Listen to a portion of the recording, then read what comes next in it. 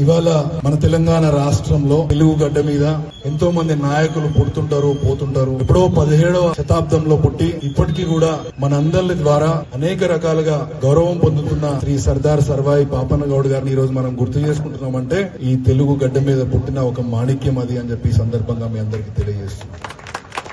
ఆ రోజు 17వ శతాబ్దంలో కరీంనగర్ జిల్లాలో ఒక మారుమూల గ్రామంలో పుట్టి దాదాపు 21 జిల్లాలను స్వాధీనం చేసుకుని ఇంక్లూడింగ్ గోల్కొండ కిలాను కూడా స్వాధీనం చేసుకుని గోల్కొండ జెండా మీద కూడా గోల్కొండ కొండ మీద కూడా మన బహుజన జెండా ఎగరేసినటువంటి ఒక బహుజన బిడ్డ సర్దార్ సర్వాయి పాపన్న గౌడ్ గారు. ఆ రోజు సర్దార్ సర్వాయి పాపన్న గౌడ్ గారి ముఖ్య ఆశయం ఏదన్నా ఉందంటే ఆ రోజు ఈ సమాజంలో అన్ని కులాల వారు, అన్ని మతాల వారు, అన్ని వర్గాల వారు కూడా సమానమైన హక్కులు పొందాలి.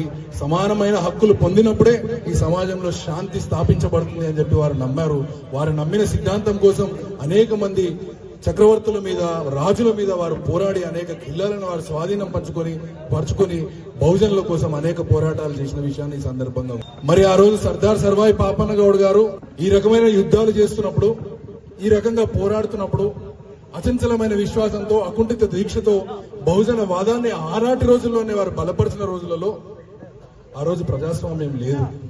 ఒక కిలాని ఆక్రమించుకోవాలంటే కేవలం పరాక్రమం ద్వారానో, ధైర్య సాహసాల ద్వారానో మాత్రమే ఆ రోజు జరిగేది. ఇవాళ ఇక్కడ కూర్చున్న మిత్రులందరికీ, ముఖ్యంగా నా మిత్రులు ఈ వేదిక ఇంత పెద్దగా ఏర్పాటు చేసినటువంటి అనిల్ గౌడ్ గారు గాని, మల్లేష్ గౌడ్ గారు గాని, అనేక మంది యువకులకు కూడా నా విజ్ఞప్తి ఒకటే, నిజమైన సర్దార్ సర్వాయి పాపన్న గౌడ్లు ఎవరు అంటే ఆ రోజు రాజ్యాలు, కోటలు, యుద్ధాలు ఉండేవి.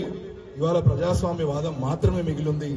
కేవలం మన బహుజన బిడ్డలందరూ కూడా విద్య, ఉపాధి రంగాలలో కాకుండా పారిశ్రామికలు కూడా ఎదుగుకుంటూ రాజకీయాలలో మరీ ముఖ్యంగా అడుగులు ముందుకేస్తేనే, రాజ్యాధికారం సాధిస్తేనే ఖచ్చితంగా మీరు కూడా పాపన్నలాగా కొనియాడబడతారని చెప్పి సందర్భంగా మీ అందరికీ తెలియజేస్తున్నా. మరి ఆ రోజు సర్దార్ సర్వాయి పాపన్న గారి స్ఫూర్తితోటి ఈ రోజు ఈ ప్రజాస్వామ్య దేశంలో మన అందరం కూడా రాజకీయాల వైపు అడుగులు వేస్తూ, బహుజన వాదాన్ని బలపరుస్తూ, సామాజిక న్యాయానికి కట్టుబడి ఉంటూ ఈ సమాజంలో అన్ని కులాలు, వర్ణాలు, వర్గాలు సమానంగా ఉండే విధంగా సమానమైన హక్కుల కోసం పోరాడుతూ సర్దార్ సర్వాయి పాపన్న గారి ఆశయాలు మనమందరం నెరవేర్చాలని చెప్పి, ఆశయాలకు మనం కట్టుబడి వారిని స్ఫూర్తిగా తీసుకోవాలని చెప్పి మరొకసారి మీ అందరికీ తెలియజేస్తూ, ఇవాళ తెలంగాణ రాష్ట్రంలో కాంగ్రెస్ పార్టీ ఆధ్వర్యంలో మా అధినాయకుడు రాహుల్ గాంధీ గారు కూడా దేశంలో కని విని ఎరగని రీతిలో ఎక్కడ లేని విధంగా మొదటిసారి తెలంగాణ రాష్ట్రంలో కులగణన చేపట్టడం జరిగింది. ఇవాళ కులగణన చేయడం ద్వారా ఎవరి కులం ఎంతుంది, బహుజనులు ఎంతమంది ఉన్నారు,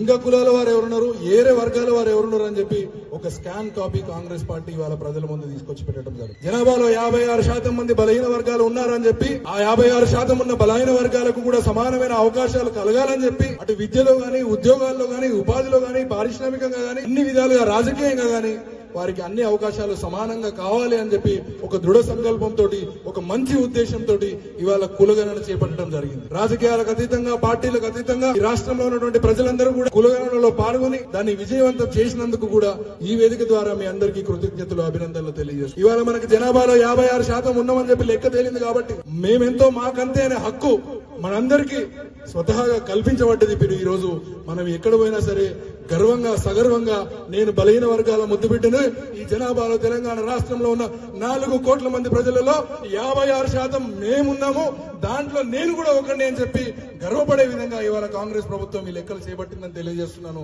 రాబోయే రోజులలో ఖచ్చితంగా రాజకీయంగా కూడా 42% రిజర్వేషన్ రాబోతుంది.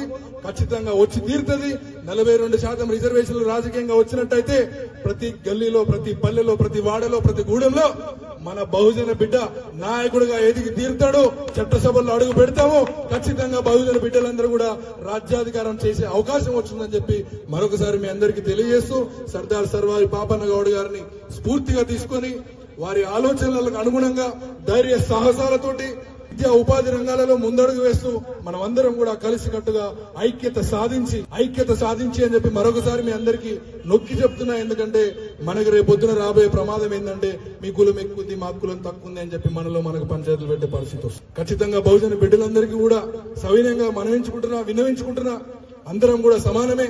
ఇవాళ జనాభాలో 56% అని చెప్పి మనం ఐక్యంగా ఉన్నట్టయితే ఖచ్చితంగా సమాన అవకాశాలు మనందరికీ కలుగుతాయని చెప్పి మీ అందరికీ తెలియజేసుకుంటూ ఇంత పెద్ద సదా అవకాశాన్ని నాకు ఇచ్చినందుకు మిత్రుడు అనిల్ గౌడ్ గారికి, మల్లేష్ గౌడ్ గారికి గత 2-3 సంవత్సరాలుగా వారు నన్ను ఎన్నోసార్లు ఆహ్వానించడం జరిగింది. వివిధ ముందస్తు కార్యక్రమాల వల్ల రాలేకపోయా. ఇవాళ ఖచ్చితంగా అన్న నువ్వు ప్రభుత్వంలో ఉండి మా వేదికకి రాకపోతే మమ్మల్ని అవమానించినట్టే అని చెప్తే ఖచ్చితంగా నేను వచ్చి తీరుతా అని చెప్పి కాస్తంత లేట్ అయినా గానీ ఇవాళ ఉదయం నుంచి కూడా సర్దార్ సర్వాయి పాపన్న గౌడ్ గారి కార్యక్రమాలు రవీంద్ర భారతిలో జయగౌడ్ నాయకత్వంలో మన రామారావు గౌడ్ గారి ఆధ్వర్యంలో ఇవి పొద్దు నుంచి జరుగుతున్నాయి. అవన్నీ పూర్తి చేసుకుని ఇక్కడికి రావడం వల్ల కొంచెం లేట్ అయింది. మీరందరూ క్షమించాలని చెప్పి కోరుకుంటూ మరొకసారి మీ అవకాశం ఇచ్చిన మీ అందరికీ కూడా పేరు పేరున కృతజ్ఞతలు, అభినందనలు తెలియజేసుకుంటూ ముగిస్తున్నాను. జై హింద్, జై కాంగ్రెస్.